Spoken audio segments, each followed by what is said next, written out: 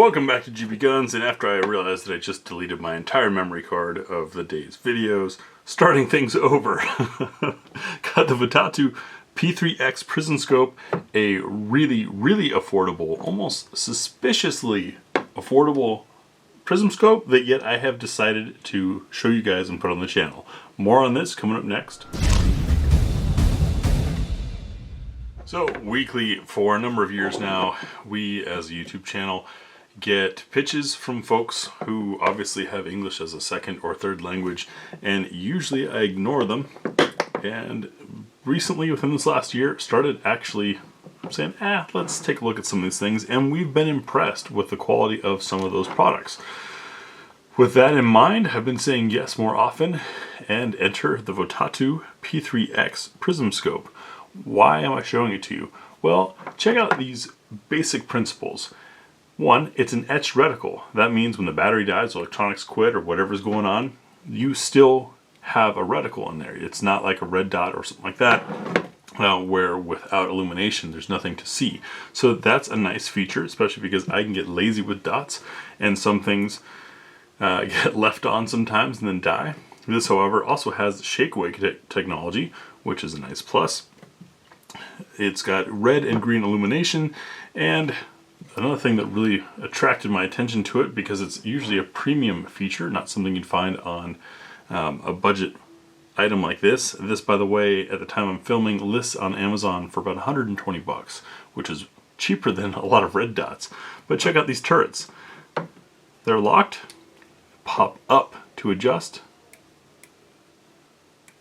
half MOA adjustments, but I just thought it was interesting to have that feature of all things on a 3-power prism scope, since, at least for my applications, I don't do much dialing. I'm not big into dialing, and I certainly wouldn't be doing it on a 3-power prism optic. But overall, this thing seems like quite a package at a decent price. It runs on 2032 batteries, came with one in it, an additional here, as well as an additional cross bolt for the included mount. That has me a little nervous, but you know what? I'd rather have it than strip one of these things or have it break and then not have it. And you saw the case it comes in. This, I know visuals can be tough. This is not as rough as like an Aimpoint or EOTech type thing, but it is nicer than a cardboard box. So props to them there for that. And then as far as the reticle, well, here's your basic specs for folks who don't want to go search. You can pause and read it there. The eye relief is a little bit short on it, and I also noticed that the glass isn't great, but for $120 I wouldn't expect great glass either. The reticle design is a horseshoe with a whole lot of BDC. That's bullet drop compensation, and here are the subtensions, so we can zoom back to get you subtensions and the specs at the same time. Up here is your guide to all of those. Notice that the semicircle is, I believe, 18 MOA, or 19 MOA, sorry, is about chest size. Considering it's a 3-power reticle, 19 MOA is chest size at 100 yards. That, I think, is decent for something like this. Now, as far as glass clarity, of course you'll be able to see a person.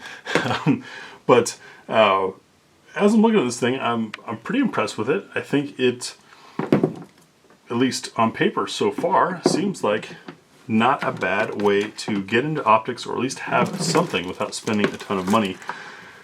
As far as how we'll test it, I want to leave that up to you guys. Go ahead and comment down below as to what you want to see done with this thing. Now, we don't do torture testing, we don't disrespect products, we like to keep it real. Most of you, I think, already know that, otherwise you wouldn't be on this channel.